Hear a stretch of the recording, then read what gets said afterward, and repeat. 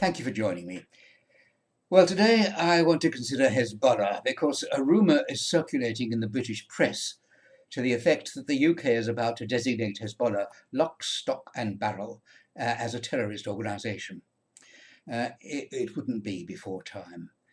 The UK first prescribed Hezbollah's terrorist activities in 2001 and added the military wing in 2008 after the organisation targeted British soldiers in Iraq. But it's reserved judgment on the organisation as a whole because of its political activities. Any such distinction, which the EU has in fact copied from the UK, is illusory. Hezbollah is a unified organisation, and its jihadist purpose is basic to its existence. Even Hezbollah's own leaders reject the distinction. Deputy Secretary General Naim Qassem has declared unequivocally, "We have one leadership with one administration." Speaking in 2012, he added, quote, "We don't have a military wing and a political one. Every element of Hezbollah is in the service of the resistance," unquote. Well, a glance at Hezbollah's organisation confirms this. It has a unified command structure consisting of 5 sub-councils or assemblies. Above them sits the Shura Council, which controls the leadership of Hezbollah and all its operations. It comprises 9 members, 7 of whom are Lebanese and the other 2 Iranian. Now, Iran's involvement at the very top of today's Hezbollah is no surprise. In the 1970s, Lebanon, torn apart by civil conflict, was under the occupation of the Shia-aligned Syrian government. Around 1980, and the exact date is disputed, Iran's first supreme leader, Ayatollah Khomeini, still basking in the glory of his Islamic revolution in 1979, decided to strengthen his grip on Shiite Islam by consolidating a number of Lebanon's militant Shia Muslim groups. He formed and funded a body calling itself Hezbollah, or the Party of God. Its forces were trained and organized by a contingent of 1,500 Iranian Revolutionary Guards. Hezbollah declared that its purpose, in line with Khomeini's, was to oppose Western influences in general and Israel's existence in particular.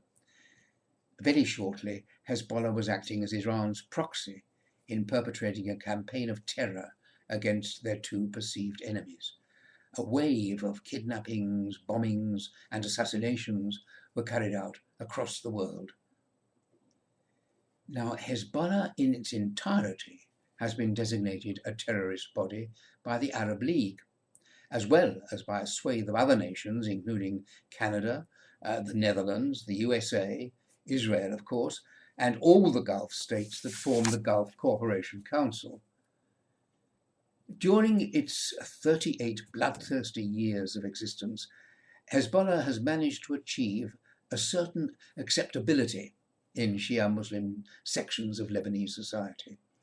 In the election that followed Israel's withdrawal in May 2000 from the buffer zone it had established along the border, Hezbollah, in alliance with Amal, took all 23 South Lebanon seats out of a total 128 parliamentary seats. Since then, Hezbollah has participated in Lebanon's parliamentary process and has been able to claim a proportion of cabinet posts in each government. As a result, it's achieved substantial power within Lebanon's body politic to a point where it has been dubbed, quote, a state within a state, unquote. It's this political aspect of Hezbollah's activities that's turned the heads of certain Western politicians. Not so Sajid Javid, Britain's newly appointed Home Secretary, the first Muslim to achieve one of UK's major offices of state. His rumoured decision to proscribe Hezbollah in its entirety has come about because of the outrage expressed by many at the sight of the Hezbollah flag being paraded through the streets of London in this year's Al-Quds Day March. For more than a decade, London has witnessed an annual mass demonstration to mark the occasion. In the past few years, since it became clear that thousands of Hezbollah troops have been fighting alongside Iran to support Syria's President Bashar al-Assad in his no-holds-barred efforts, including the use of chemical weapons to cling to power, the sight of Hezbollah supporters waving its flag in the UK's capital has become increasingly unacceptable.